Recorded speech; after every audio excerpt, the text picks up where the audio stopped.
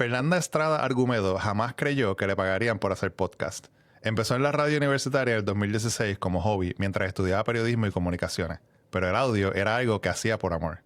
Un día Fernanda estaba en su escritorio en Sonoro cuando notó algo extraño. Animal Político, un medio donde ella había trabajado, estaba replicando un artículo de un medio salvadoreño. Eso nunca pasaba. Ese pequeño detalle, una anomalía editorial que cualquier otro hubiera ignorado, la llevó a levantar el teléfono, llamar a sus excompañeros y preguntar ¿quién escribió esto? La respuesta fue la revista Factum. El tema, un asesino en Chalchuapa, El Salvador.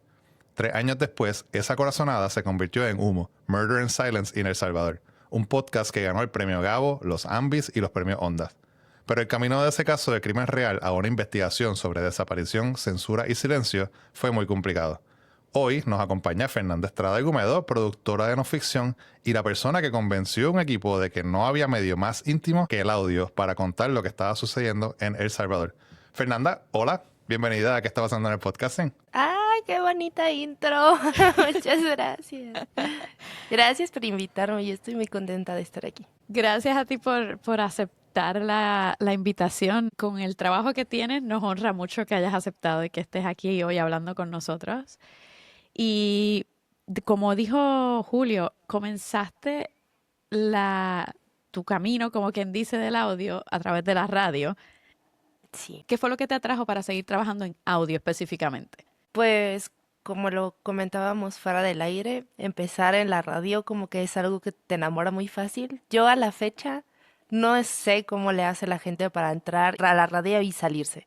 Es como, no, tiene varias cosas, lo lindo del medio, el aprendizaje que tienes de todas las áreas. O sea, para estar en la radio tienes que saber qué hace el de junto para que todo se conjugue y se orqueste y salga al aire lo que estás esperando. Entonces ese siempre es un trabajo en equipo, eso también me enseñó la radio. Y también necesariamente tienes que crear una comunidad. Entonces, creo que esas son cosas que he traído, bueno, he transitado desde la radio hasta el podcast y son cosas muy bellas. Obviamente tiene sus altos y sus bajos, todo, pero esas son cosas que me mantienen aquí, que me hacen creer que el audio tiene una cuestión de comunidad, desde cómo se hace hasta cómo llega a la gente. Entonces, eso creo que se nota. Es un medio muy cálido, muy íntimo.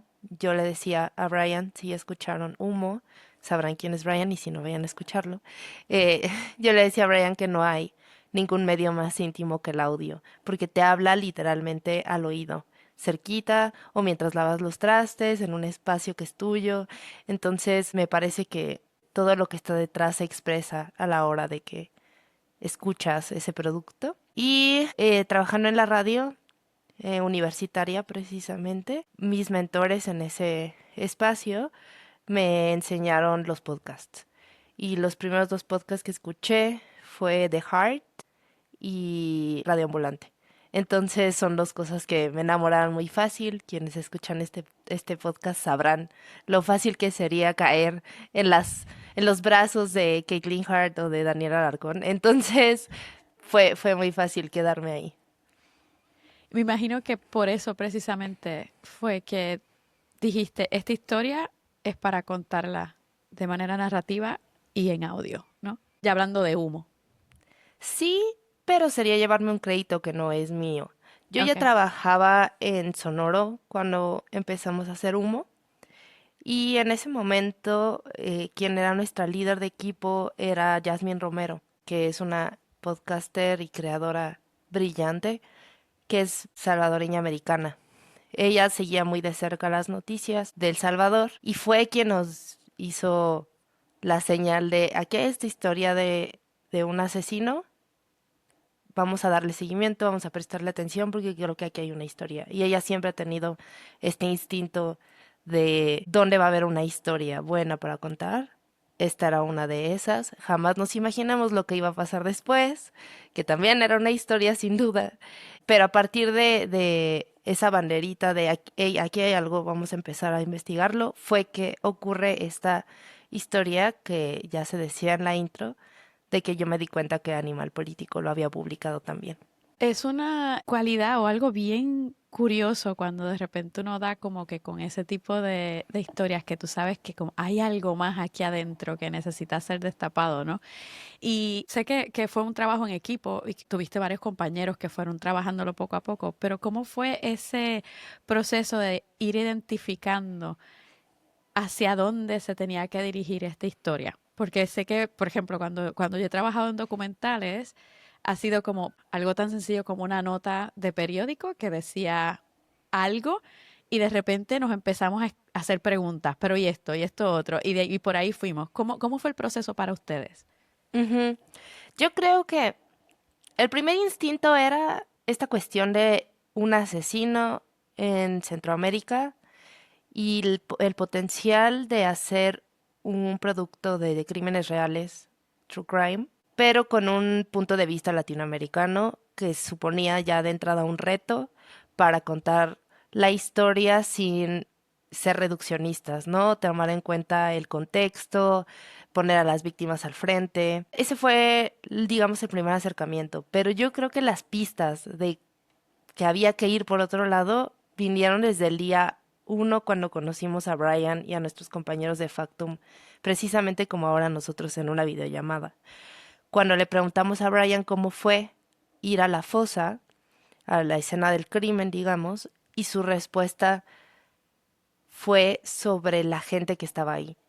La gente que estaba con imágenes de sus desaparecidos, cómo venían en peregrinación madres, hermanas, novias, buscando a ver si quizá en esa fosa había un poco de esperanza, por muy duro que suena algo así, ¿no? Entonces, Brian nos dijo estas frases la primera vez que nos conocimos y primero fue este instinto de creo que Brian tiene que narrar esto porque tiene esta voz y esta perspectiva que aporta y que sin duda te mueve con lo que él dice. Y en segundo lugar, cuando estás preguntando sobre un asesino serial, te preguntas si lo que realmente quieres contar es sobre el asesino serial y si quieres embarcarte en esta fórmula del true crime que ya conocemos bien, que ha funcionado durante décadas, pero que ciertamente ponerla en Latinoamérica es muy audaz, por decirlo menos, considerando pues la cuestión sistemática que implican los crímenes en Latinoamérica en general. Sí, es otra realidad, Sí. definitivamente. Y es muy distinta. Y el hecho de que hayan tenido esa intuición, ¿no? De decir, no, esto no puede ser contado como se cuentan los true crimes regulares. Esto es para Latinoamérica, es de Latinoamérica y tiene que ser contado desde nuestra realidad. Esa parte, cuando lo empecé a escuchar, fue como que esto es otra cosa, es distinto.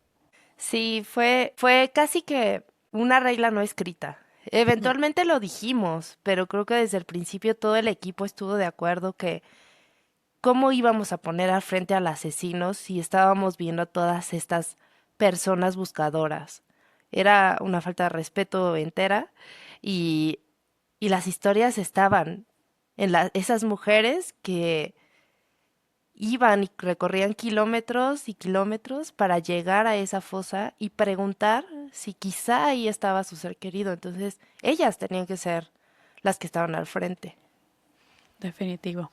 Es interesante lo que tú mencionas, eso ¿verdad? De cómo contar esa historia. Hemos, de hecho, en el newsletter y en el podcast lo hemos hablado de distintos lugares, hasta universidades, que están creando cursos de ética periodista para podcasters de True Crime, Ujú. porque lo vemos, y tú lo has mencionado, en Estados Unidos, pues el True Crime obviamente pues es bien famoso y mucha gente lo escucha y toda la cosa, pero a veces nos damos cuenta que hay algunos que lo hacen, ¿verdad?, con contacto, pero hay otros que se siente que lo están haciendo como que por poner el spotlight a quien hace los actos, ¿no? Como que al asesino, o sea, quien sea.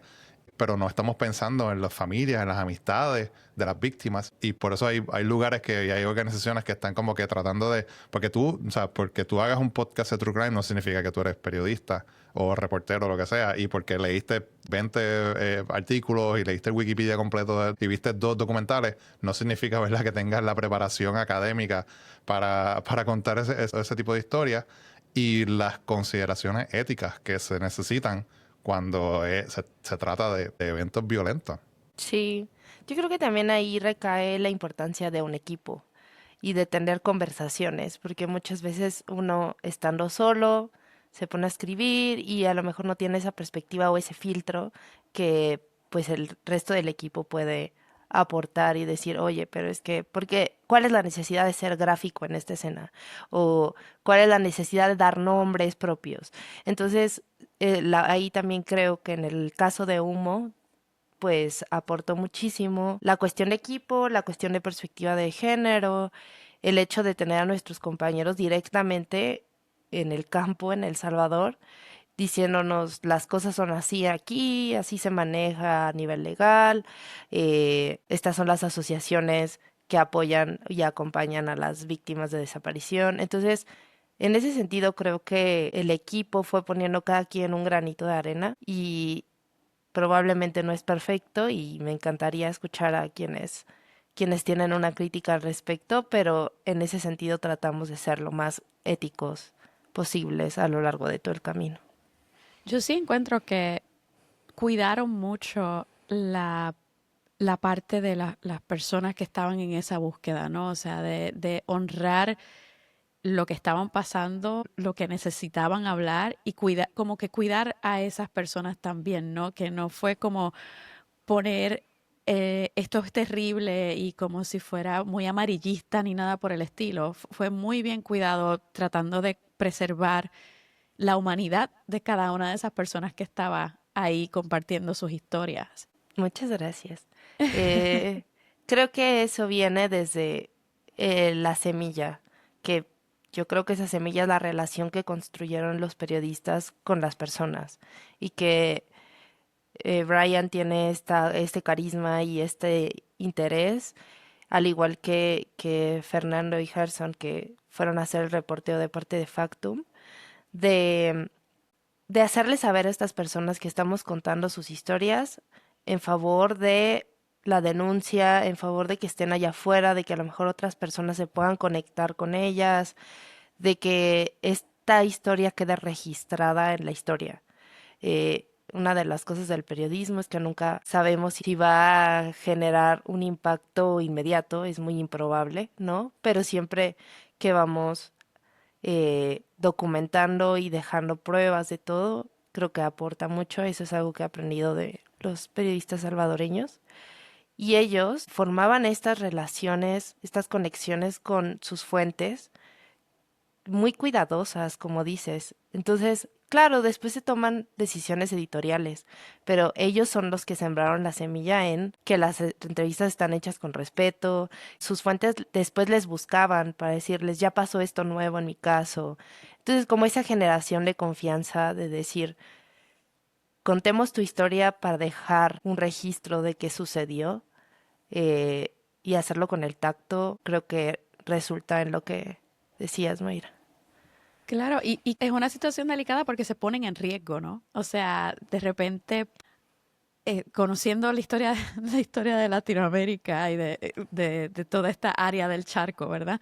Eh, pueden ser perseguidos por la misma policía, pueden ser perseguidas por las gangas, pueden ser perseguidos por el gobierno, pueden ser perseguidos por muchas cosas y el ponerse de frente y atreverse a decir esas historias y contarlas ya es un riesgo bien grande y que hayan desarrollado esa confianza entonces es como wow, que de verdad hicieron un trabajo para mí brutal de campo, de como crear ese espacio de puedes hablar conmigo, vamos a dar luz a esto. Sí, me sumo al respeto para ellos. Tú mencionaste, y eso en el podcast también lo mencionan, que hubo problemas, ¿verdad? O sea, el podcast y la investigación y ustedes se enfrentaron a problemas con diferentes entes mientras estaban haciendo su investigación. ¿Podrías, ¿verdad?, contarnos un poco de eso y cómo fue enfrentarse a ese reto? Sí, pues tiene que todo que ver con lo que menciona Mayra sobre el riesgo en el que trabajan los periodistas en este tipo de contextos, específicamente en este caso en El Salvador, que ha tenido un número descomunal de periodistas y defensores de derechos humanos que han tenido que salir del país durante el régimen de Nayib Bukele, bajo amenazas o bajo amenazas directas o indirectas de parte del gobierno. Y pues es precisamente lo que nos sucedió a nosotros durante la producción de este show, mientras estábamos en la etapa de escritura de los guiones, que pues ahí se imaginarán cuántos guiones nunca vieron la luz. Este, que fue que nos dimos cuenta que pues había una cuestión de amenazas y Brian tuvo que dejar El Salvador mientras trabajábamos. Ahí hicimos una siguiente vuelta al volante de esta serie. Yo creo que la serie tiene quizá dos o tres vueltas del volante, empezando con la que ya mencionábamos, cambiar de true crime a una cuestión de derechos humanos y víctimas. Después pasa a ser la cuestión del periodismo y la política. Entonces tiene estas diferentes capas. Y pues el reto ahí fue sin duda primero humano, ¿no? ¿Qué va a pasar con Brian? ¿A dónde va a llegar? Ese fue probablemente el día más estresante en mi carrera y no me puedo ni siquiera imaginar y dimensionar cómo lo fue para Brian, estando en la situación, ¿no? En nuestro caso, pues era tratar de ver a dónde iba a llegar, dónde se iba a quedar. Ahí tuvimos la guía de el Comité para Protección a Periodistas, el CPJ, que pues a Sonoro nunca le había pasado esto. La mayoría del contenido de Sonoro es de entretenimiento, son chat shows y demás. Entonces ahí nos acogieron, nos orientaron y lo tomaron. Y si bien sí había un equipo que ha trabajado en periodismo desde antes, que pues es nuestro equipo, pues la empresa es una cosa completamente diferente a hacer periodismo en El Salvador, ¿no? Entonces, en ese sentido, tuvimos esa guía y una vez que Brian ya estuvo fuera y a salvo, fue también el reto editorial de decir, claro que esto tiene que estar en la serie, porque es parte de esta fotografía de cómo se construyen los regímenes autoritarios en Latinoamérica. Antes de que habláramos de esto, mencionaste la perspectiva de género como parte de la formación en este proyecto. ¿Qué significa eso cuando estás trabajando o escribiendo un episodio? O sea, ¿qué tú estás pensando en relación a la perspectiva de género? Bueno, esa es una pregunta muy amplia. Pero vamos a aterrizarlo en estos casos. Podemos regresar precisamente a lo que decíamos del true crime y la fórmula como estándar que hay. Tanto en la ficción como en la no ficción, siento que muchas veces se ha explotado el sufrimiento femenino como gancho, como forma de que la gente quiera quedarse, o la cuestión de la violencia sexual. Y eso es algo con lo que nos topamos muchas veces en el camino haciendo humo, especialmente en la primera etapa donde estamos hablando de los asesinatos en Chalchuapa. Eh, Nosotros tuvimos acceso a documentos de, de la investigación eh, que se estaba haciendo sobre el asesino y los asesinatos que cometió. Y en esos documentos venían descripciones muy gráficas, muy lamentables y muy duras de lo que él estaba confesando, ¿no?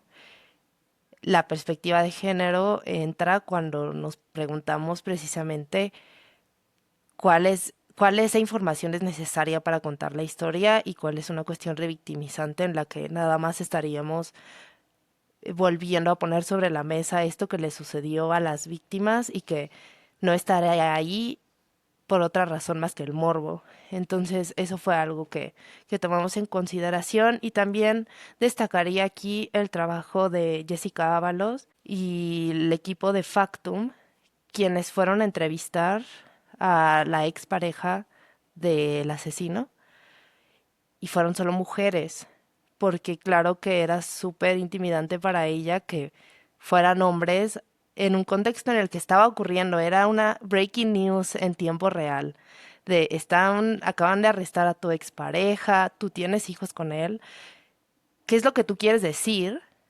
Porque seguramente tendrás algo que aclarar allá afuera de yo no tengo nada que ver o yo también soy una víctima de él, pero que fueran solo hombres se sentía incorrecto. Entonces, en ese caso, fueron mujeres quienes la entrevistaron y ella también pues construyó esta confianza de poder decirnos cómo ella también estaba siendo afectada por esto, de lo que ella no estaba enterada y con quien comparte hijos. Entonces, pues era una cuestión que también tenía que ver con su género, al final de cuentas, y cómo estaba siendo percibida allá afuera.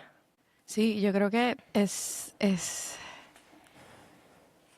difícil porque estás tratando de poner todas las piezas del rompecabezas, como quien dice, desde un punto humano, pero también respetando y tratando de no entrar en esa ruleta que siempre aparece donde se revictimiza a la víctima y donde de repente se empiezan a presentar datos que tú dices, pero ¿por qué?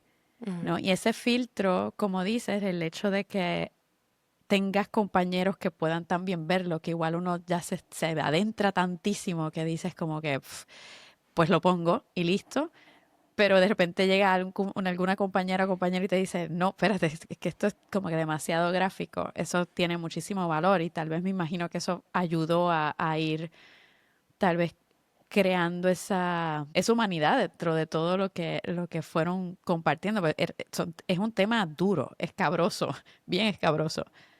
Sí, y pues fueron filtros que tuvimos, bueno, decisiones editoriales que tuvimos que sostener de principio a fin, porque también en el diseño sonoro están esas decisiones éticas, de que no tenemos recreaciones de escenas violentas, por ejemplo, porque no había la necesidad, y que la forma en la que están ambientadas las escenas que contamos, pues justo no son gráficas, ponen la voz literal de la persona al frente, entonces eso también es algo que atravesó todo el equipo, no solamente desde la escritura, sino hasta el diseño sonoro.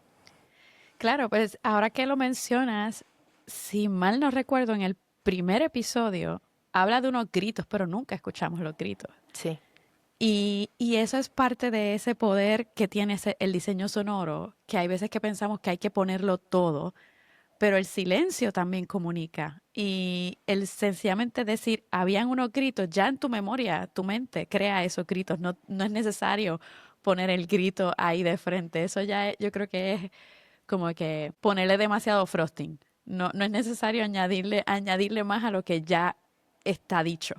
sí. ¿Te gustaría lanzar tu propio newsletter? Pues te invito a que uses Beehive.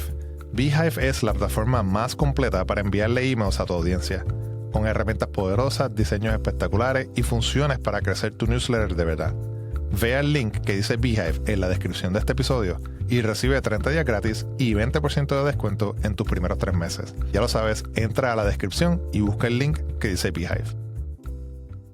Vamos a cambiar un poquito y hablar ahora más de, ¿verdad?, de la técnica de hacer el podcast. En un post que tú pusiste en LinkedIn hace un tiempo, estabas agradeciendo a un montón de gente que trabajó en este podcast y que te ayudaron también. Y mencionaste a Manuel Parra y a Jorge Galaviz, que trajeron el lado humano del audio y la sutileza. Ahora, ¿verdad?, en estos días que estamos hablando tanto de el audio versus el video y los videopodcasts y todo esto, ¿qué hace el audio que no puede hacer el video o el texto, en este caso también? O sea, de traer esos sentimientos y enseñarlos de una manera distinta. Buena pregunta. Ponerla en este contexto de si el video o no. Creo que el trabajo que hicieron Manuel Parra y Jorge Fernando Galaviz, que son precisamente nuestros diseñadores de audio, y también incluiría en esta pregunta técnica, digamos, a los compositores de la música original, Héctor y Laura, porque creo que en conjunto lo que ellos hicieron fue tomar la narración que ya teníamos en el guión y transformarla precisamente en esto que hablábamos de transitar la historia sin escenas gráficas, escogiendo muy bien cuándo era necesario redoblar sobre a lo mejor algún sentimiento.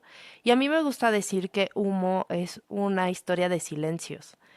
Ya en este caso me refiero literal y figurativamente. Creo que este equipo desde la parte de la postproducción supo honrar las voces de las víctimas, como decía Mayra, respetarlas y transformar esa confianza que tuvieron ellas al hablar con nuestros periodistas y después traducirla en el audio. Ahora a tu pregunta, Julio, sobre cómo contrasta con el día de hoy y el debate del video, yo tengo todavía muchas dudas sobre cómo le vamos a hacer para seguir produciendo podcasts de no ficción, pero que incluyan video.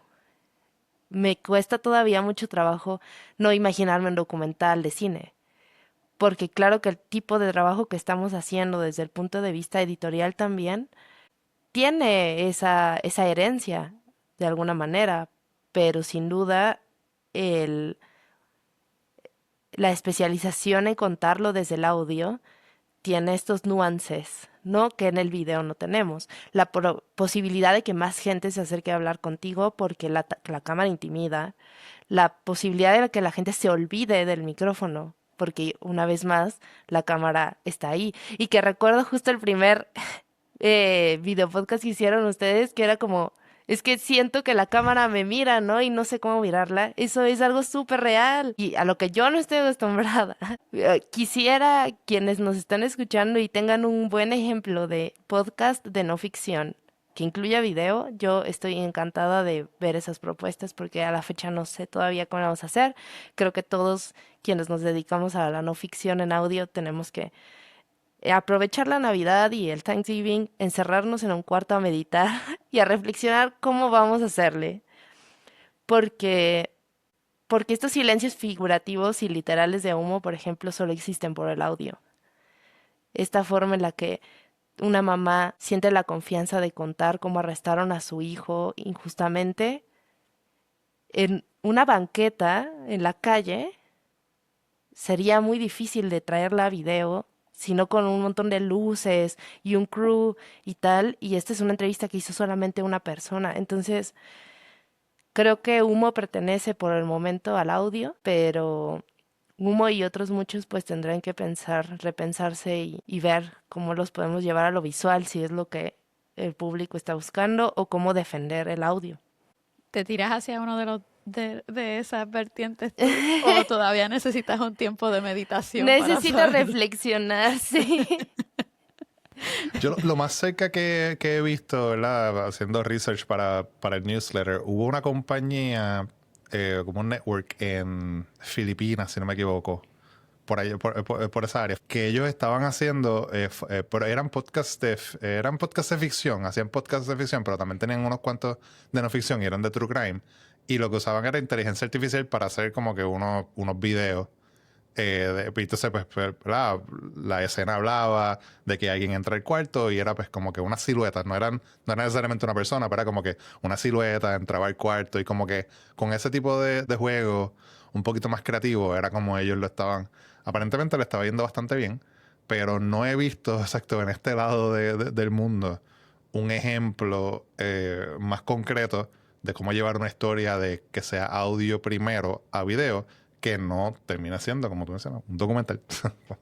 Sí, no, sigue siendo del otro lado del mundo, pero de idioma está más cerca de nosotros. En España hicieron Vivir y Morir en Gaza, no sé si vieron ese Ujú, ujú. podcast, que se transmitió en la tele.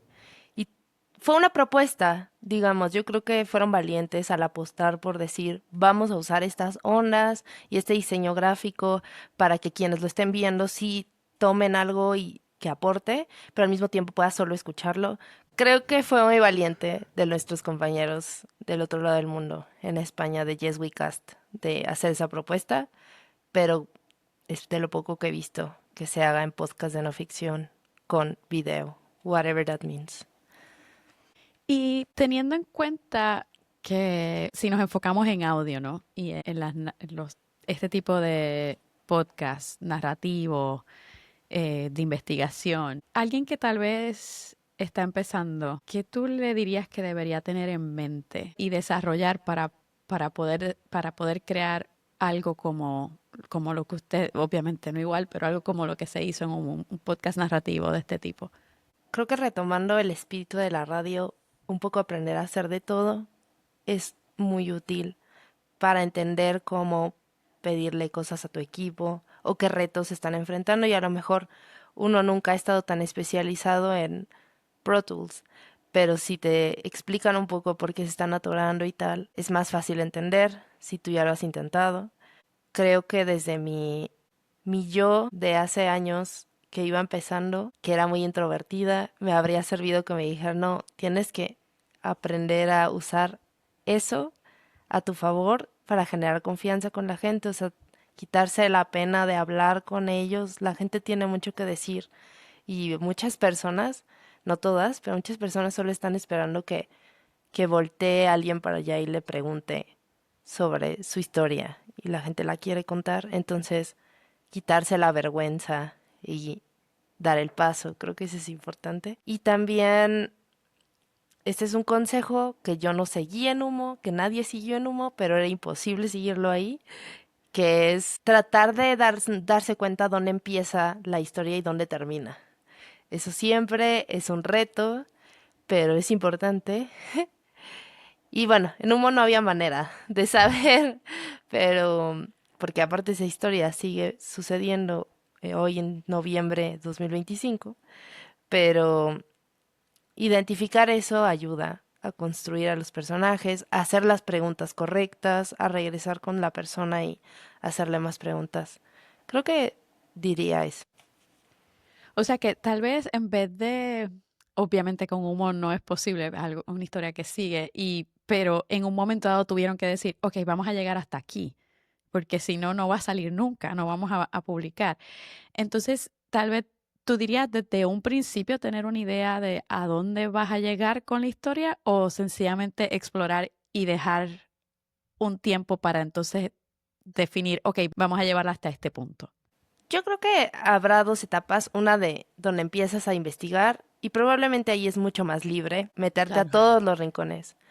Creo que lo sano es en algún momento de esa primera investigación hacerse una hipótesis.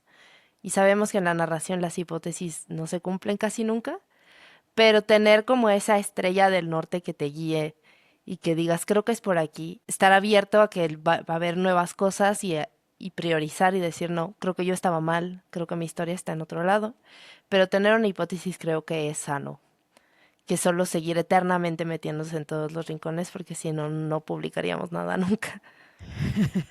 No, claro, y tener esa apertura de decir, creo que mi historia necesita un giro porque no es por aquí. Esta historia necesita moverse hacia otro lugar. Eso me gusta esa forma de verlo. Fernanda, ¿qué estás escuchando, qué estás viendo en estos días? ¿Qué te está inspirando? ¿Qué te está entreteniendo también? Buena pregunta. Am, Estoy por terminar de escuchar una serie del País Audio que se llama La familia correcta. También creo que está en inglés, entonces me gustaría escucharla en inglés también para ver qué tan diferente es. Es un reportaje, me gusta cómo lo hacen, se siente un poco como estamos contando esta historia, pero también te estamos contando un poco cómo la reporteamos. Y eso para los periodistas y los productores siempre es interesante y divertido de escuchar. Habla sobre como esta toma del discurso de la extrema derecha en Europa, algo como un cautionary tale para este lado del mundo. Entonces, creo que es importante escucharla también. Eso desde lo serio y lo periodístico. Y esa sin duda va a estar en mi lista, al menos mental, de las mejores cosas que escuché este año. Desde lo de entretenimiento, he estado viendo películas malas de Hallmark de Navidad. Amo. Esta es mi época favorita de contenido. Amo ver películas malas de Navidad. Es lo mejor que me ha pasado para como limpiar el paladar para empezar el año que entra. Me encanta, es una relajación extrema. Em, Sin duda es el mejor documental que vi este año. Este es un documental audiovisual. Se llama Goodbye Horses. Es increíble. O sea, siento que tienen que verlo. Habla sobre una documentalista que encuentra a una estrella del pop de los ochentas, de One Hit Wonder, entonces que solamente tuvo algunos hits, se la encuentra en un taxi como taxista y entonces la empieza a seguir, le empieza a preguntar cómo es que nunca volvió a sacar más música, que se volviera popular, pero la acompaña durante como 2 o 3 años de su vida y es maravilloso ese trabajo. Lo recomiendo al 100%. Fernanda, entonces, ¿qué es lo próximo para ti? O sea, ¿en qué estás trabajando ahora? En Sonoro estamos escribiendo unos guiones ahora. Probablemente no puedo decir de qué son, pero estamos haciendo no ficción. Estamos haciendo no ficción que me gusta, entonces eso es una cosa que me emociona. Y tampoco sé cuándo verá la luz, pero sí les puedo decir que cuando lo haga se los diré y es interesante, entrevistas y tal. Este año de mi parte no hice estrenos, pero mis compañeros sí estrenaron cosas de nuestro equipo, entre ellas Skyban, Los vuelos de la muerte, que habla sobre los vuelos de la muerte en Argentina en la última dictadura militar, que es una cosa de no ficción que se produjo al mismo tiempo que Humo, entonces nos enfrentamos a retos similares, tiene que ver con un hashtag True Crime latinoamericano que tuvo también esas consideraciones sobre las víctimas y tal. Mm. También tiene que ver con el periodismo. Entonces, pues escuchen ese también es muy, muy bueno y seguiremos haciendo ese tipo de contenido, espero, si Dios quiere. Bueno, Fernanda, para ti, ¿qué es un podcast?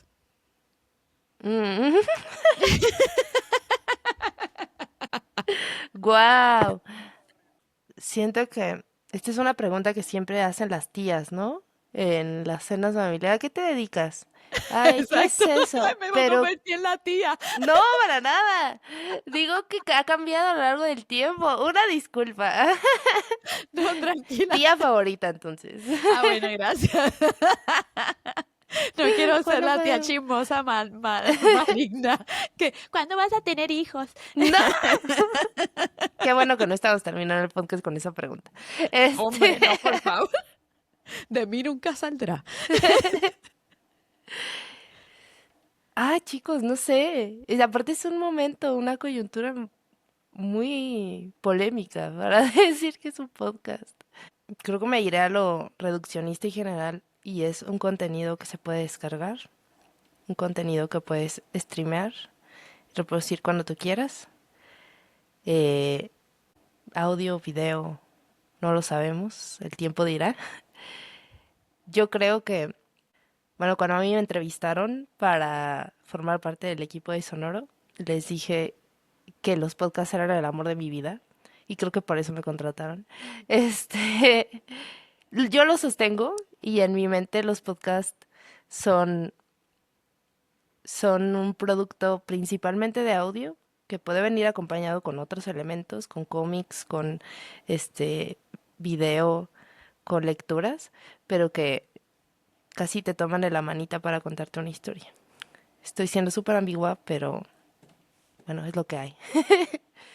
Eso es válido también. Aquí Es todo el mundo válido. se ha ido desde lo bien técnico hasta lo más creativo. Así que y esto lo vamos a recopilar también al final de año. Vamos a hacer un episodio de todas las contestaciones de qué es un Qué podcast. fuerte. Así que vas a estar ahí también, vas a estar Hay incluida gente que, también. que dice como, ay, vamos a preguntar, seguir preguntando lo mismo, pero para mí tiene cierto sentido de diversión y de guardar, como quien dice, la memoria de en qué punto estamos ahora y cómo vamos cambiándolo poco a poco, poco a poco. Para mí tiene eso, es ver cómo lo vemos y cómo lo vimos, cómo lo estamos viendo y cómo lo veremos luego.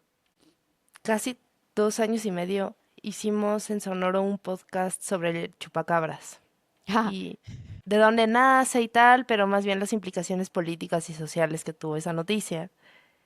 Y cuando llegábamos con los periodistas, con los políticos y con los expertos a decir, vengo a hacer un show sobre el chupacabras, les daba un poco de risa.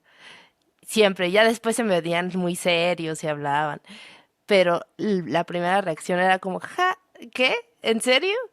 Y siento que es un poco así, porque hoy en día no sabemos qué es el podcast, nunca supimos qué fue el chupacabras, es este monstruo imaginario que mueve masas por alguna razón. Entonces, empiezo a creer que es un poco lo mismo el podcast y el chupacabras. el podcast es el chupacabra. Esa es la mejor contestación que me han dado.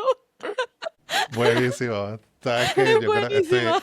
estoy de acuerdo, estoy de acuerdo. Es un ente misterioso que puede hacer un montón de cosas y está en todos lados, porque al igual estaba en Puerto Rico, que estaba en México, que estaba en Texas, que estaba en Eso es una muy buena comparación. Yo creo que mucha gente en este lado va a estar de acuerdo. Porque aparte nos hermana, sí nos hermana como países, ¿Verdad? Puerto Rico y Sí. México, el chupacabras. Fernanda, ¿dónde la gente te puede conseguir? Bueno, pues mis redes son un poco difíciles porque las hice en la preparatoria. Estoy en Instagram como Not the Only Fair, porque somos muchas Fernandas, no la única. Y en LinkedIn también ahí sí estoy con mi nombre completo, Fernanda Estrada Argumedo. LinkedIn es una red muy rara donde a veces la gente no contesta mensajes, yo prometo contestarlos. Entonces también estoy ahí.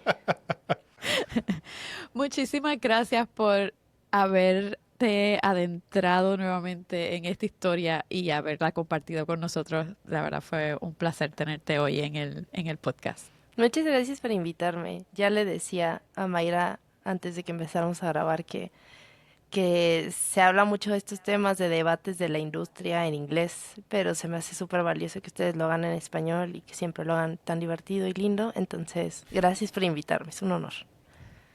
Gracias. Gracias a ti.